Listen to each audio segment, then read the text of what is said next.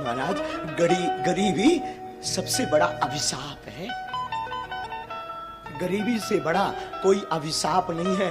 मैं व्यास पीठ से प्रार्थना करता हूं, गोविंद, किसी को कुछ बनाना या मत बनाना, पर किसी को गरीब मत बनाना। और आज भी हमारे भारत देश में हजारों लोग भूखे सोते हैं। आज भी बेचारे भूखे सोते हैं। हमारे देश में आज भी भूखे सोते हैं। श्रीमान, हमारा निजी अनुभव है, हम किसी की बात नहीं कहते, हमारा निजी अनुभव है कि जब 2 रुपया ना हो ना तो कोई पूछता नहीं है, और कोई उधार नहीं देता। इसलिए नहीं देता क्योंकि ये चुका नहीं पाएगा। बड़े लोगों को ही उधारी मिलती है, गरीबों का तो सिर्फ परमात्मा होता है।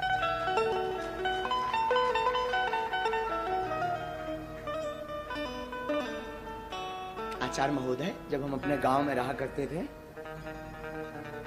तो हम अपने गांव में भीख मांगते थे। 8 साल तक हमने भीख मांगी। और एक बार की घटना बहुत झंझोर थी, चूंकि पर वो रह नहीं पाते हम उसे कहे बिना। बचपन में हमारी अवस्था जब 9 साल की थी तो हमें वृंदावन जाना था पढ़ने के लिए। हमारे पिताजी कुछ करते नहीं थे, गांव के हम ब्राह्मण थे, तो भीख मांग करके हम अपना जीवन चलाते थे पूरे परिवार का। और वृंदावन जाने के लिए हमारे पास उस वक्त 1000 रुपए किराया ना रहे।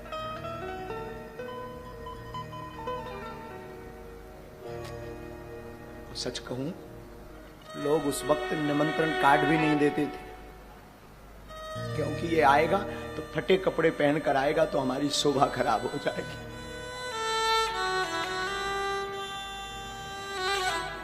श्रीमान, 2000 रुपया किराया नहीं मिला था हमें वृंदावन जाने के लिए, क्योंकि लोग इसलिए नहीं देते थे क्योंकि ये चुका नहीं पाएंगे।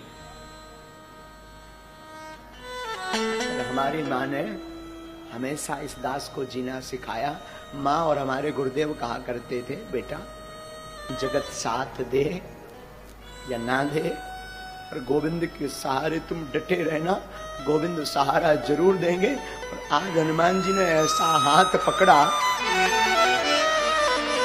आज हनुमान जी ने ऐसा हाथ पकड़ा कि जो लोग कल किराया नहीं देते थे वही लोग आज टोकन लेने की लाइन में खड़े 6-6 महीना। और बड़ी बात, जिस वृंदावन में हमें कथा सीखने जाना था उसी वृंदावन में हनुमान जी ने बास दे दिया, आश्रम बनवाना शुरू कर दिया। मैं व्यासपीठ से प्रार्थना करूं, तुम बड़े आदमी के घर पर जा पाना या मत जा पाना, पर जिसका कोई ना हो, अगर उसके घर पर दिवाली हो, महोत्सव हो, शादी हो, दुख हो, तो मेरी प्रार्थना है उसके घर तुम जरूर जाना। और आसपास उनकी सहायता जरूर करना जिनका कोई ना हो, क्योंकि बड़े आदमियों के तो हजारों रिश्ते होते हैं, 50 लोग सिंपैथी दिखाते हैं, भावनाएं अपनी प्रस्तुत करते हैं, पर गरीब के सामने ना कोई भावनाएं प्रस्तुत करता है ना भाव दिखाता है। गरीब के सामने तो सिर्फ गोविंद रहता है। पर तुम गोविंद बनने का नहीं सही, पर गोविंद का दास बनने का प्रयास करना, क्योंकि गरीबी बड़ी विचित्र होती। साधु जिसने देखी वही जानता है। जब तक फटे न पाऊं बीमारी का जाने, पीर पर आए। वो अंधेरी रातें, वो अकेलापन, वो लोगों की अवहेलनाएं। बड़े लोगों का लड़का अनार कर दे तो वो बड़े हैं, छोटों का कर दे तो अपराध है, छोटों का करे तो अपराध है।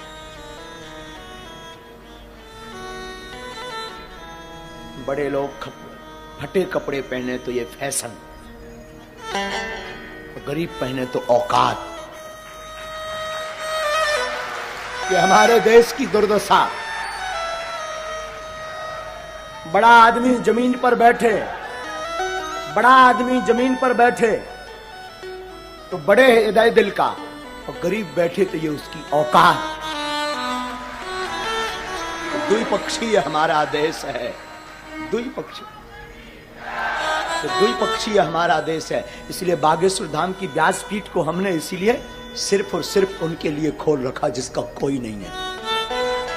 और हम हमेशा बोलते हैं हमारे तन में जब तक प्राण रहेंगे, हमारे तन में, तब तक भागवत से या धाम बागेश्वर धाम पर दरबार जो लगता है उससे जो भी चढ़ोतरी आती है, हम कहते आपकी बेटियां आपको बोझ नहीं बनेगी, बेझिझक हमारे धाम आ जाना, पूरे बिगाड़ का खर्चा बागेश्वर धाम लेगा। तो कोई सहारा दे या ना दे, तुम आ जाना बेझिझक। तुम्हारे हनुमान जी बाप का घर है बागेश्वर धाम, बेझिझक आना। इसलिए हमारी लोगों को भले ही बुरा लगता हमारा स्वभाव, कई लोगों को, इसलिए चाहे बड़ा आवे चाहे छोटा, लोगों को लगता हो, भगवान जाने, कई लोग बुरा भी मानते, चाहे बड़ा आवे चाहे छोटा, हमारी नजर में सब हनुमान जी के भगत हैं। हमें ना बड़ा है ना छोटा, क्योंकि ना दक्षिणा लेते हैं तो हमारे लिए ना कोई बड़ा है। जिसे दक्षिणा चाहिए हो, जिसे यश चाहिए हो, जिसे पद चाहिए हो, उसके लिए बड़ा छोटा। हमें तो एक ही पद चाहिए, एक ही दक्षिणा चाहिए, एक ही नाम चाहिए, वो हनुमान नाम रूपी चाहिए। फिर क्या मतलब बड़ा या छोटा। इसलिए कथा भी हम हमेशा अपने हनुमान जी को सुनाते हैं और बोल देते तुम्हारी क्षमता हो तो बैठो, नहीं तो भग जाओ, नो वेलकम। हमारी कथा आपके लिए नहीं है, अपने बाप हनुमान जी के लिए है। तुम सुनो या ना सुनो, मेरा बाप तो मुस्कुराता सुन रहा ना, तो बैठकर सुनता है और मुस्कुराता भी अद्भुत साहब। वो तो खड़ा खड़ा मुस्कुराता रहता और सुनता है कथा को। तुम क्या सुनोगे और आप दक्षिणा भी क्या दोगे? दुनिया खुद भिखारी है, वो क्या दक्षिणा चुकाएगी? अंतर इतना है, गरीब मंदिर के बाहर भीख मांगता, अमीर भीतर जाकर भीख मांगता, भिखारी दोनों है। जगत खुद भिखारी है, तो क्या आपको देगा? मैं प्रार्थना करूं संसार के लोगों से आशा मत करना, आशा करना तो सिर्फ गोविंद से करना। जगत तभी आपको साथ देगा जब आपके अंदर होते के धोते होंगे।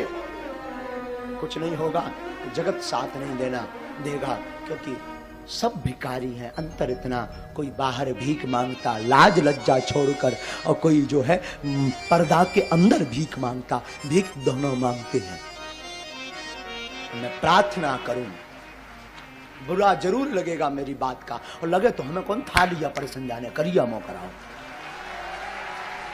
लगे भी बुरा तो मुझे कोई व्यासपीठ ही अगर सत्य नहीं बोलेगी तो कौन सत्य बोलेगा। आजकल मंदिरों में भी वीआईपी सुविधाएं हो गई हैं, गुरुओं के पास भी वीआईपी सुविधाएं हो गई। मैं प्रार्थना करना चाहता हूं, सब उंगलियां एक सी नहीं होती, ये बात ठीक है, पर उनके लिए जरूर कुछ बनो जिनका कोई नहीं, जो 2 रुपया चढ़ा नहीं सकते, उनका जरूर बनो, उनका जरूर बनो। एक घड़ी बड़े आदमी का, प्रतिष्ठित आदमी का आप निबता छोड़ देना, उसको सहयोग देना छोड़ देना, उसके साथ खड़े होना छोड़ देना।